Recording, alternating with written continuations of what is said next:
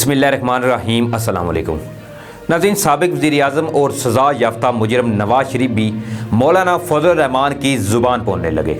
कौमी सलामती के इदारों को ललकार दिया, किसी का गुलाम बनकर नहीं रह सकता। कौमी सलामती के इदारों पर इल्ज़ामात के भी इनबार लगा दिए।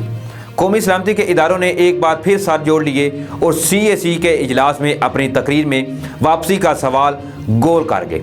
मरियम नवाज को वज़ीर-ए-आज़म बनाने की मुहिम भी शुरू हो चुकी। मुस्लिम लीगी अरकान ने मीम लीग की तरफ इशारा कर दिया। आज की वीडियो में मैं इसी हवाले से आपको आगाही देने की कोशिश करूंगा, लेकिन इससे पहले अगर आप मुनासिब समझें तो मेरे इस चैनल को सब्सक्राइब कर लें और साथ में जो घंटी का निशान है इसको भी लाजमी प्रेस कर लें, ताकि जो मेरी नई आने वाली वीडियोज़ हैं वो आप तक बर वक्त पहुँच सकें। और वीडियो देखने के बाद अपनी कीमती राय कमेंट्स बॉक्स में ज़रूर दीजिएगा। नाज़रीन, अभी मौलाना फजल रहमान की तरफ से की गई तकरीर का धुआं गायब नहीं हुआ कि इनके साथी नवाज शरीफ ने भी इसी तरह कौमी इदारों को ललकार दिया जिस तरह मौलाना ने ललकारा था। नवाज शरीफ ने गुज़श्ता रोज़ मुस्लिम लीग नून की सेंट्रल एग्जीक्यूटिव कमेटी के इजलास से वीडियो लिंक के ज़रिए खिताब किया और अपने खिताब में इन्होंने मौलाना फजल रहमान के नक्शे कदम पर चलते हुए आज़ादी से जीने का अंदिया दिया और कहा कि हम ज़िल्लत की ज़िंदगी नहीं जी सकते।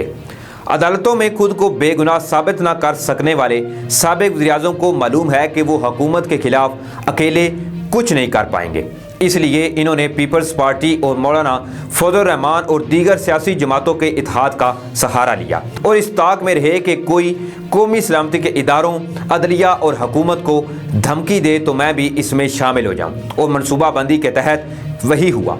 पहले मौलाना फजल रहमान ने अपनी तकरीर में पाक फौज को तालिबान बनकर लड़ने की धमकी दे डाली और कहा कि हम इज्जत से जीना चाहते हैं। गोया 40 साल से इक़्तिदार के मज़े लूटने वाले मौलाना फजल रहमान 2 साल में ही इज्जत ना मिलने का रोने लगे हैं। नाज़रीन, नवाज शरीफ ने अपनी तकरीर में कहा कि आज हम अंग्रेज़ों की गुलामी से निकलकर अपनों की गुलामी में आ पहुँचे हैं, जिसका वाज़ेह इशारा अस्करी इदारों की तरफ है।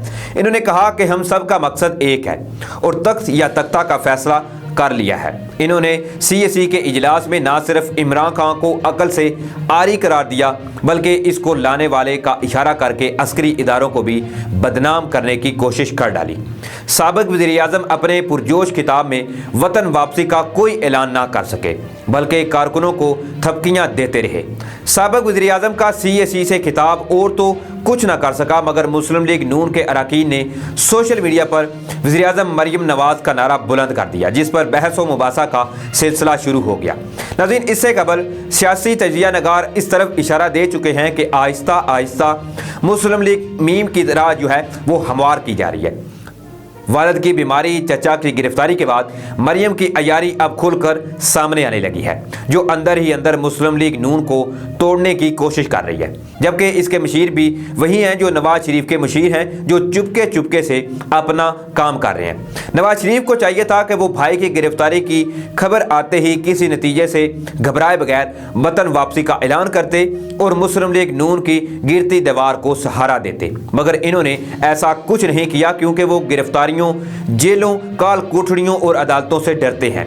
दुनिया में अगर नजरियाती सियासतदानों को देखा जाए तो इन्होंने अपनी साला साल की जिंदगी जेल की सलाखों के पीछे गुजार दी, मगर अपने नजरियात पर कंप्रोमाइज नहीं किया और किसी भी मैदान में इनके कदम जो है वो ना ही लड़खड़ाए हैं। मगर एक नवाज शरीफ हैं कि अदालतों और जेल का नाम लेते ही इनकी टांगें जो है वो कांपने लग पड़ती हैं। सोशल मीडिया पर मुस्लिम लीगी अरकान हिना परवेज बाट ने वज़ीर-ए-आज़म मरियम नवाज का शोशा छोड़कर लीगी अरकान की तवज्जो हासिल करने की कोशिश की, जिसे पजीराई तो अभी तक नहीं मिल सकी। अलबत्ता एक नई बहस का सिलसिला जो है वो शुरू हो गया है कि मरियम नवाज जो वालिद और चचा के साथ वफादारी का ऐलान करती रही हैं, इन्हें क्यों ज़रूरत महसूस हुई कि वो खुद को वज़ीर-ए-आज़म के लिए फेवरेट करार दे रही हैं। नाज़रीन, दूसरी तरफ हुकूमत के मशीर बराए कानूनी अमूर डॉक्टर बाबर अवान साहब ने यह कहा है कि आइनी तौर पर नवाज शरीफ सज़ा याफ्ता मुजरम हैं, जबकि मुस्लिम लीग नून के कारकुनान इन्हें कायद मानते हैं और इनको वज़ीर-ए-आज़म भी देखना चाहते हैं, मगर इनको इल्म नहीं कि अगर वो नवाज शरीफ को قائد مانتے ہیں تو مسلم لیگ نون الیکشن کمیشن میں کالعدم قرار دی جا سکتی ہے۔ فوج یا قومی سلامتی اداروں کو اکسانے پر آرٹیکل 6 بھی لگ سکتا ہے۔ ناظرین، انہوں نے اس طرف بھی اشارہ دیا کہ ڈان اور وکی لیکس کی طرح اب فن لیکس آ رہی ہے، جس میں منی لانڈرنگ کرنے والوں کے واضح طور پر نام بھی آئیں گے۔ اگر وہ عزت کی زندگی جینا چاہتے ہیں تو باعزت طریقے سے واپس آ جائیں۔ قانونی حوالے سے انہوں نے بتایا کہ سزائے موت یا سیاسی پناہ لینے والے مجرم کو برطانیہ سے واپس لانا بھی مشکل ہوتا ہے۔ اسحاق ڈار حسن نواز شریف، حسین نواز اور سلمان شہباز جو ہیں نواز شریف کے کمانڈر ہیں۔ اس کا مطلب ہے کہ میاں صاحب کے سارے کمانڈر مفرور ہیں۔ انہوں نے یہ انکشاف بھی کیا کہ شہباز شریف اب اپنے بھائی کے بیانیے کا بوجھ زیادہ دیر برداشت نہیں کر سکتے اور ان کا ایجنڈا لے کر آگے نہیں آنا چاہتے، اس لیے انہوں نے مناسب سمجھا کہ وہ کہیں اور جا کر بیٹھ جائیں۔ اس لیے انہوں نے بہت سوچ بچار کے بعد اپنی گرفتاری پیش کر دی۔ ناظرین، اس ساری صورتحال میں سیاسی تجزیہ نگاروں کا یہ کہنا ہے کہ مسلم لیگ نون اس وقت یا تو مفرور ہے یا گرفتار ہے، اور جو آزاد ہے وہ اپنی مرضی سے پارٹی کو چلانے کے اہل نہیں ہے، اس لیے وہ بھی جلد ہی یا تو اکتا جائیں گے یا اپنی ضمانت کینسل ہونے پر اپنے چچا کے ہمراہ جیل میں ہوں گے۔ اس وقت تک مسلم لیگ نون کا مستقبل تاریک نظر آ رہا ہے، جبکہ وہ دن بھی دور نہیں جب مولانا بھی اس وجہ سے گھٹنے ٹیک دیں گے کہ جن بیساکھیوں کے سہارے وہ حکومت کے خلاف کوشاں ہیں، ان میں اتنا دم خم نہیں کہ وہ ان کا بوجھ اٹھا سکیں۔